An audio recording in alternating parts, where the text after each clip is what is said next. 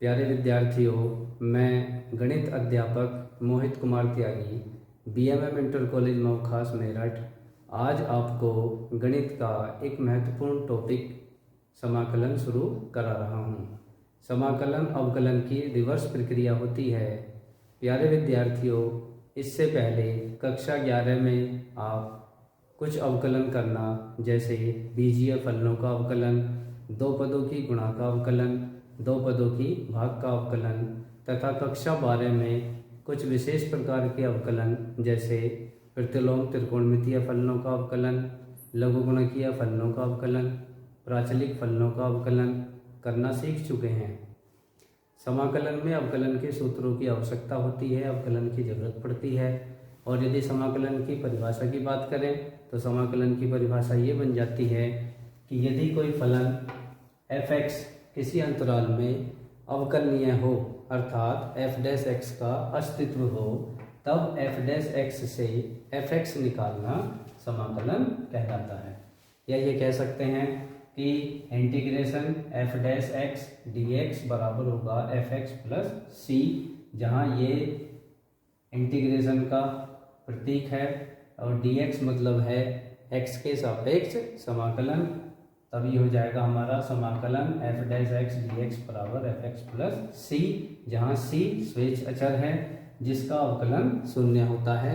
या ये कह सकते हैं कि यदि sin x का अवकलन cos x है, तब cos x का समाकलन sin x होगा।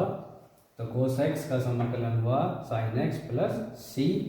अब समाकलन के प्रकार की बात करें तो समाकलन दो प्रकार का होता है। नंबर 1 अनिश्चित समाकलन इंडेफिनिट इंटीग्रल, और नंबर 2 निश्चित समाकलन डेफिनिट इंटीग्रल। अब हम अनिश्चित समाकलन शुरू करेंगे। अनिश्चित समाकलन में मुख्य रूप से निम्न प्रकार होते हैं। नंबर 1 है प्रतिस्थापन समाकलन। नंबर 2 में आ जाते हैं कुछ विशेष प्रकार के, जैसे 1/ax² plus bx plus c, px plus q/ax² plus bx plus c, 1/√ax² plus bx plus c तथा px plus q/ax² plus bx plus c के वर्गमूल वाले प्रकार के समाकलन। इसके बाद आ जाते हैं हमारे आंशिक भिन्नों द्वारा समाकलन, पार्शियल फ्रैक्शन के रूप में ब्रेक करके तब समाकलन करना पड़ता है। और सब इसमें आ जाता है खंड समाकलन बाई पार्ट्स, यानी कि दो फलनों की गुणा है तब उनका समाकलन खंड समाकलन यानी कि बाई पार्ट से होता है। अब हम प्रतिस्थापन तथा कुछ सामान्य समाकलन शुरू करेंगे। समाकलन सूत्रों पर आधारित प्रक्रिया है। समाकलन के सूत्रों को अवकलन के सूत्रों के साथ जोड़कर तैयार करना चाहिए, जिससे इसे समझने में आसानी होगी। अब यदि समाकलन के सूत्र, ये हमारे अवकलन के सूत्र हैं, ये हमारे समाकलन के सूत्र हैं। अब आगे चलते हैं। एक्सरसाइज 7.1 में सबसे पहला सवाल है sin 2x का इंटीग्रेशन, लेकिन ये इंस्पेक्शन मेथड यानी कि परीक्षण विधि से इसका समाकलन करना है। तो ऐसे सवालों को करने के लिए क्या होगा कि हम इसका अवकलन सोचते हैं। तो इसके लिए सबसे पहले ऐसा फलन देखना है कि जिसका अवकलन sin 2x हो, जैसे -1/2 cos 2x का अवकलन करके देखिए। तो -1/2 cos 2x का अवकलन होगा माइनस का sin 2x इंटू 2 से 2 कैंसिल हो गया, माइनस माइनस प्लस हो गया, तो ये sin 2x आ गया। तो -1/2 cos 2x का जो अवकलन है, डिफरेंशिएशन है, वो ये होगा। इसलिए इसका समाकलन ये होगा। तो ये हमारी परीक्षण विधि है जिसमें हमें उल्टा सोचना पड़ता है। तो ये कह सकते हैं sin 2x का जो समाकलन है वो माइनस का cos 2x/2 प्लस c होगा। अब आगे देखते हैं एक्सरसाइज 7.1 का क्वेश्चन नंबर 10 है ये। √x माइनस 1/√x का होल स्क्वायर, इसका समाकलन करना है। तो पहले a माइनस बी का होल स्क्वायर खोल देंगे, तो √x का स्क्वायर हो गया x और ये हो गया plus 1/x minus 2ab √x into 1/√x dx। और इसको अलग अलग करते रहिए और इंटीग्रेशन भी अलग अलग इसका कर देंगे। तो 1/x d x, root x से रूट के एक्स कैंसिल, माइनस का 2 1 डी एक्स। यहाँ एक्स की पावर एन का फॉर्मूला हो गया एक्स की पावर एन प्लस 1, पावर यहाँ पे 1 है तो एन प्लस 1 यानी कि 1 plus 1 upon 1 plus 1, 1 upon x का हो गया लॉग एक्स माइनस 2 1 का हो गया एक्स प्लस के सी। ये सीधे सूत्रों पर हो गया। एक और देख लेते हैं, क्वेश्चन नंबर 18 है, इसकी मल्टीप्लाई कर दीजिए और अलग अलग कर दीजिए साथ साथ। तो sec square x d x plus integration sec x tan x d x. अब सेक स्क्वायर एक्स का क्या होगा टेन एक्स और प्लस इसका क्या होगा सेक एक्स प्लस सी। ये इसका आंसर आ गया। अब हम नेक्स्ट एक्सरसाइज और उसमें प्रतिस्थापन है हमारा, समाकलन करो। तो प्रतिस्थापन समाकलन अब हम शुरू करते हैं नेक्स्ट एक्सरसाइज। अब हम प्रतिस्थापन समाकलन शुरू कर रहे हैं।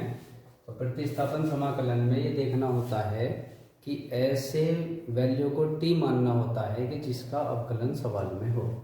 जैसे यदि हम 1 प्लस एक्स स्क्वायर को टी मान लें, जैसे कि हमने पहले भी बात की थी कि समाकलन में अवकलन की जरूरत पड़ती है, तो अब हम प्रतिस्थापन समाकलन में अवकलन का इस्तेमाल करेंगे। तो ऐसी वैल्यू को टी मानते हैं जिसका अवकलन सवाल में हो। तो हमने 1 प्लस एक्स स्क्वायर को टी माना, अब इसका अवकलन करेंगे तो 1 का अवकलन 0 हो गया और एक्स स्क्वायर का 2x और टी का करेंगे तो D t by d x. और वैल्यू प्रतिस्थापित करेंगे तो ऊपर लिखा हुआ है 2x dx, यहाँ हमारा 2x है तो dx को इधर ले जाएंगे तो ये आपका हो जाएगा 2x dx is equal to dt।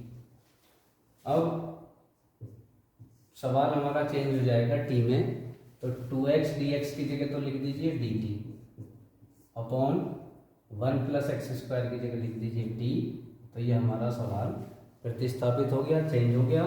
तो डी टी अपॉन टी इसका डायरेक्ट इंटीग्रेशन होता है log टी प्लस सी, और अब यहाँ टी की वैल्यू पुट कर देंगे तो ये हो जाएगा log 1 प्लस एक्स स्क्वायर और प्लस के सी। ये आपका आंसर हो गया। एक और सवाल देखते हैं इसी का, 1 upon x plus x log x. तो यहाँ क्या करेंगे हम, पहले डिनोमिनेटर में से x कॉमन कर लेते हैं तो 1 प्लस यहाँ आपका बन गया log x। तो यहाँ हमें ये देखना है कि किसको टी माने, ऐसी वैल्यू को टी मान लें कि जिसका डिफरेंशिएशन अवकलन यहाँ पर हो। तो 1 प्लस log x को यदि हम टी मान लेते हैं तो इसका अवकलन करेंगे तो 1 का अवकलन हो गया 0, log x का होगा 1 अपॉन एक्स और t का किया तो dt अपॉन dx, या ये हो गया dx upon x is equal to dt। तो ये देखिए कि dx अपॉन एक्स इसकी जगह तो लिख सकते हैं हम dt, और 1 प्लस log x को मान लिया था t। तो ये हमारा पूरा सवाल चेंज हो गया और ये बन गया dt अपॉन t। तो ये फिर से dt अपॉन t क्या हो गया हमारा log t और प्लस c, और t की वैल्यू पुट कर दीजिए तो log 1 plus log x plus c। ये आपका आंसर हो गया। और आगे देखते हैं, इस टॉपिक में अब हम कुछ विशेष फलनों के समाकलन करना सीखेंगे। जैसे 1 upon a x square plus b x plus c, इसके जैसा समाकलन करना पड़ सकता है, या p x plus q upon a x square plus b x plus c, इस फॉर्म का हो सकता है, या ये वाली वैल्यू आपकी अंडर रूट के अंदर हो सकती है जो द्विघात समीकरण है। तो 1 upon under root a x square plus b x plus c, और p x plus q upon under root a x square plus b x plus c, इस फॉर्म का भी हो सकता है। इस टाइप के जो समाकलन है उनको करने के लिए हम इनमें से किसी भी सूत्र का, जैसा भी हमारा ये फॉर्म बन के आती है, प्रयोग कर सकते हैं। ये हमारे फॉर्मूले ये हैं, 1 upon x square minus a square का समाकलन होता है 1 upon 2a log x minus a upon x plus a plus c, और कांस्टेंट वैल्यू पहले है और चर वैल्यू यानी कि वेरिएबल बाद में है, तो ये हो जाता है 1 अपॉन ए स्क्वायर माइनस एक्स स्क्वायर का समाकलन। तो 1 अपॉन 2a log ए प्लस एक्स अपॉन ए माइनस एक्स प्लस सी, इसी प्रकार ये फॉर्म भी बन के आ सकती है dx upon x square plus a square, तो इसका समाकलन होता है 1 upon a tan inverse x upon a plus c. dx upon under root x square minus a square का है, तो हम करेंगे इसमें, तो इसका फॉर्मूला ये बन जाता है log x plus under root x square minus a square plus c. और dx upon under root a square minus x square हो तो sine inverse x upon a plus c होता है, यानी कि वेरिएबल चर वैल्यू पहले है और कांस्टेंट बाद में है, तो ये फार्मूला यूज होता है। और कांस्टेंट वैल्यू पहले है और चर वैल्यू बाद में है, तो हमारा ये sine inverse x upon a plus c. इसी प्रकार dx upon under root x square plus a square, तब हम इस फार्मूले का यूज करेंगे log x plus under root x square plus a square plus c. अब इनमें से फॉर्म शुरू करेंगे। ये जो हमारे फार्मूले हैं, ये फार्मूले प्रूव करके भी देखे जा सकते हैं, जैसे ये आंशिक भिन्न का यूज होता है फार्मूले प्रूव करने के लिए। आंशिक भिन्न नेक्स्ट वीडियो में हम एक टॉपिक है उसको करेंगे, तब ये फार्मूले प्रूव करके देख लेंगे, और ये वाले फार्मूले भी हम प्रूव करके देख सकते हैं। इन सभी में देखेंगे तो सभी में जो हर है, तो इन सब में जो हर है वो द्विघात समीकरण है, तो द्विघात समीकरण को पूर्ण वर्ग बना के हल किया जाता है। तो अब हम इस मेथड को शुरू करते हैं। ये चारों प्रकार के सवाल करने के लिए हम एक एक्सरसाइज 7.4 का सवाल नंबर 18 करते हैं, और इस मेथड से हमारे चारों क्लियर हो जाएंगे। ये सवाल है आपका 5x minus 2 upon 3x square plus 2x plus 1। इसका इंटीग्रेशन करना है, तो ये हमारी फॉर्म ये वाली है px plus q upon ax square plus bx plus c। इस टाइप का इंटीग्रेशन है, और इस इंटीग्रेशन से हमारी चारों प्रकार के मेथड क्लियर हो जाएंगे। तो इसका क्या तरीका है कि इसके अंश को पहले दो जगह ब्रेक करना है, और ब्रेक करने के लिए हम इस सूत्र का प्रयोग करेंगे कि अंश जो है वो होता है equal a into D by d x her plus b। ये सूत्र है, इसको याद कर लेंगे। यहाँ अंश है आपका 5x minus 2 is equal to a, और d बाई डी एक्स हर, तो हर क्या है सवाल का, ये है 3x स्क्वायर प्लस 2x और प्लस 1 प्लस b। अब यहाँ से इसको सॉल्व करके हमें a तथा b का मान निकालना है, तो ये हो गया 5x माइनस 2a, इसका डिफरेंशियल किया तो 6x प्लस 2 और प्लस का b। अब ये 5x minus 2 is equal to, इसकी मल्टीप्लाई कीजिए 6ax plus 2a plus b। अब दोनों तरफ तुलना करनी है x तथा अचर पदों के गुणांकों की, अचर पदों के गुणांकों की, गुणांक कहते हैं जिसकी उसमें गुणा होती है, गुणांकों की तुलना करने पर, जिससे हमारे a तथा b के मान निकल जाएंगे। गुणा करने पर यहाँ देखिए x का गुणांक है 6a, और लेफ्ट साइड में बाईं तरफ x का गुणांक है 5, तो ये आपका a का मान आ गया 5/6। अब b का मान निकालने के लिए अचर पद देखिए, तो ये है 2a प्लस b, ये इस साइड में अचर पद है, और यहाँ आपका अचर पद है माइनस का 2। इसको सॉल्व करेंगे, a की वैल्यू यहाँ पुट कर देंगे, तो ये आपका आ जाएगा 2 इंटू a की वैल्यू है 5/6 plus b is equal to -2। तो 5 इंटू हो गया 10/6 plus b is equal to -2, या b is equal to -2 minus 10/6।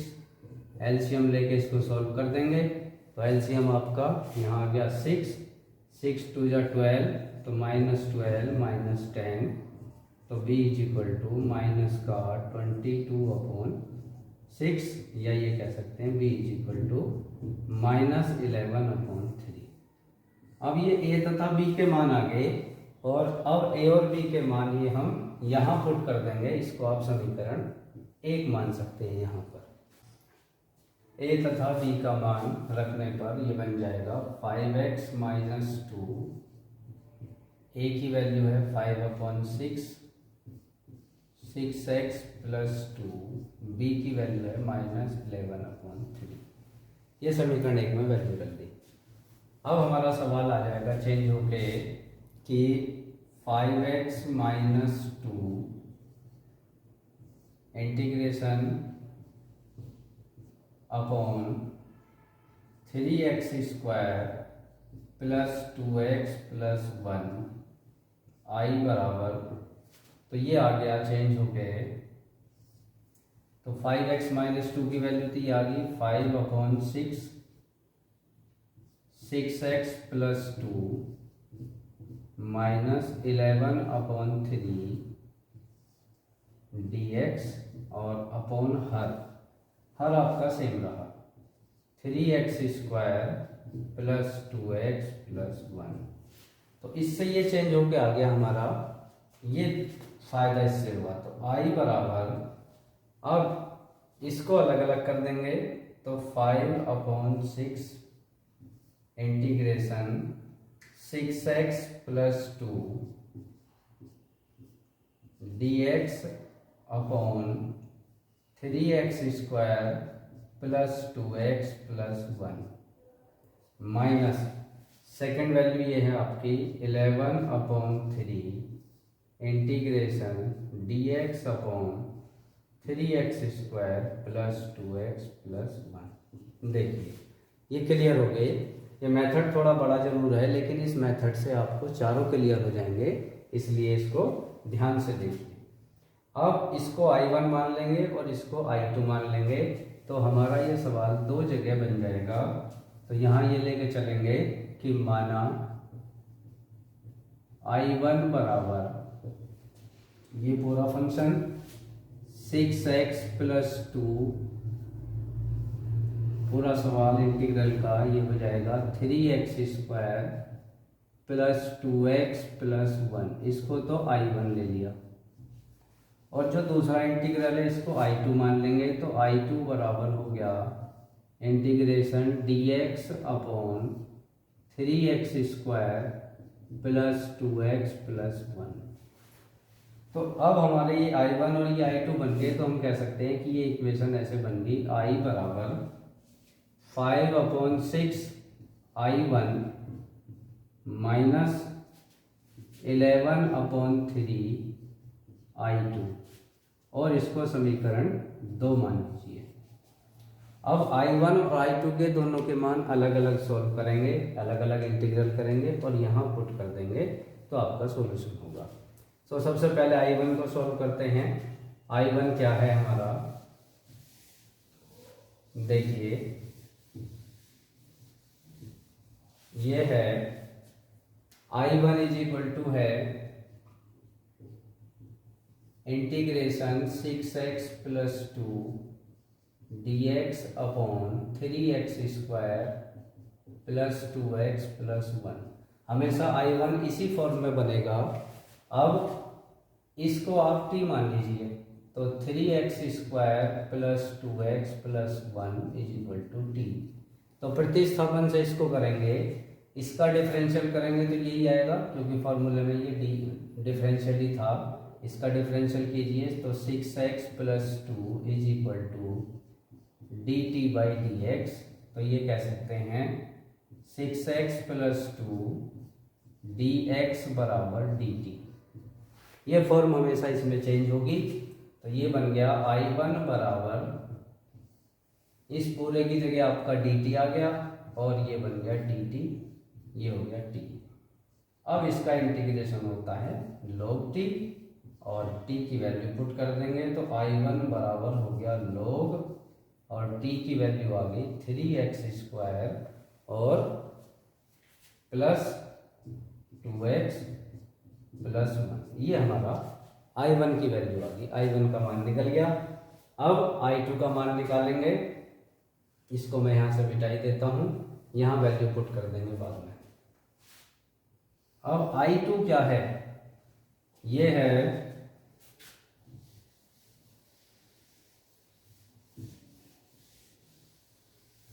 I2 बराबर है dx upon 3x² plus 2x plus 1। ये पूर्ण वर्ग बनाने वाला मेथड है। इसमें जो हर है उस हर को पूर्ण वर्ग बनाना है। तो हर को पूर्ण वर्ग बनाने के लिए सबसे पहले x² की जो गुणा है वहाँ पे 1 बनाना है, और 1 बनाना है तो वहाँ जो भी x² की गुणा में होगा उसको कॉमन कर लीजिए। तो dx upon x² plus 2/3 x और प्लस 1/3 ये कॉमन कर लिया। अब एक नोट कर लेंगे, पूर्ण वर्ग बनाने के लिए x के गुणांक के आधे का वर्ग इसमें जोड़ना तथा घटाना पड़ेगा, जोड़ना तथा घटाना। पूर्ण वर्ग बनाने के लिए ये ध्यान रखेंगे कि जो x का गुणांक है, x का गुणांक कितना है 2/3, तो x के गुणांक के आधे का वर्ग जोड़ना तथा घटाना होगा। अब यहाँ देखिए x का गुणांक है इसमें 2/3 का आधा करिए 1/3 का वर्ग करिए, कितना हो गया 1/9। इतना जोड़ना है और इतना ही घटाना है। ऊपर जो है वो सभी में नियम लगेगा। ये वाला आप नोट भी कर सकते हैं, और ये हमने इस सवाल के लिए यूज कर लिया। तो ये बन गया आपका I2 बराबर 1/3 dx upon x² plus 2/3 x और प्लस 1/9 जोड़ दिया, प्लस 1/3 माइनस 1/9 ये घटा दिया। तो ये तो यहाँ आपका पूर्ण वर्ग बन के फार्मूला बनेगा I2 बराबर 1/3। तो ये हो गया dx अपॉन यहाँ से यहाँ तक एक फार्मूला बन गया x प्लस 1/3 का होल स्क्वायर। जो आधा करके आता है उसी के साथ यहाँ फार्मूला बनता है, और बाकी जो है इसका एलसीएम करेंगे तो 9 आ गया। अब 3 3 जा 9 तो 3 माइनस 1। ठीक है, इसको अब यहाँ सोल्व कर देते हैं यहाँ पर। तो ये आ गया I2 is equal to 1/3 dx upon x plus 1/3 का होल स्क्वायर, और प्लस 3 माइनस 1 हो गया आपका 2, तो 2/9। इसको t मान लीजिए तो ये एक नई प्रकार से हो जाएगा। तो t मान लेंगे तो ये होगा x plus 1/3 is equal to t। इसका डिफरेंशियल किया तो dx is equal to dt वाली फॉर्म आ जाएगी, क्योंकि इसका हो गया 1/3 का 0। तो I2 बराबर हो गया 1/3 dx upon t² plus a² यानी कि √2/3 का होल स्क्वायर।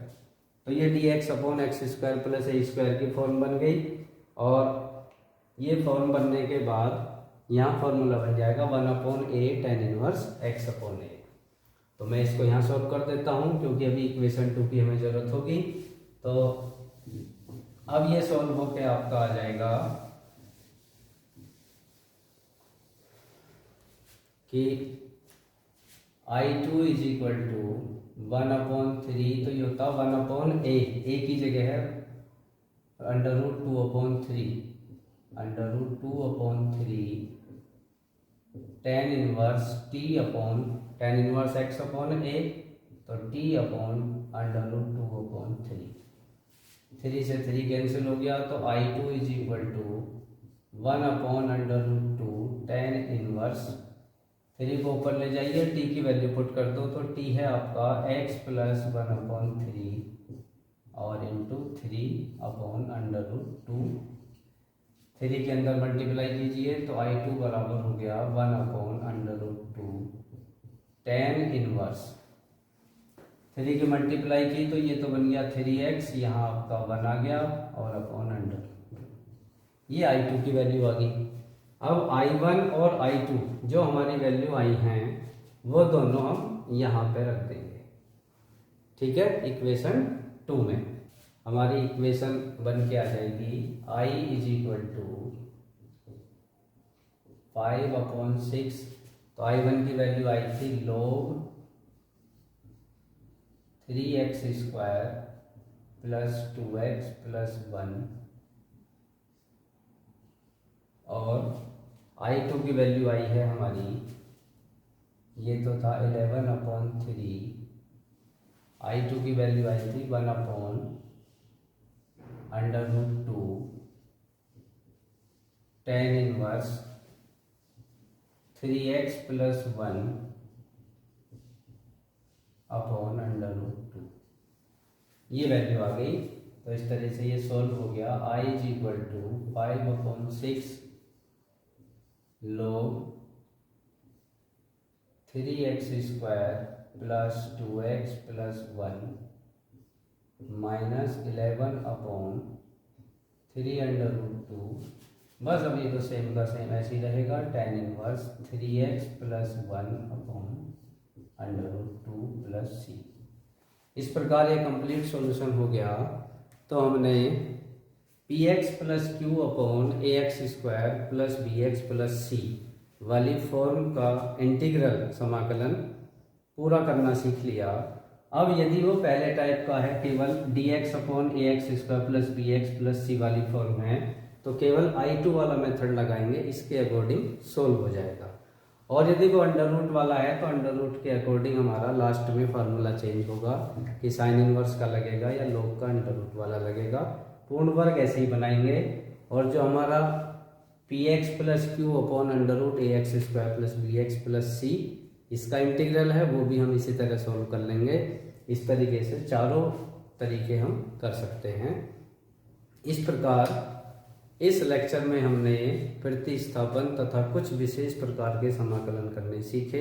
अब मैं इसी टाइप के कुछ सवाल आपको होमवर्क में दूंगा, उनको आप करके देख लेंगे।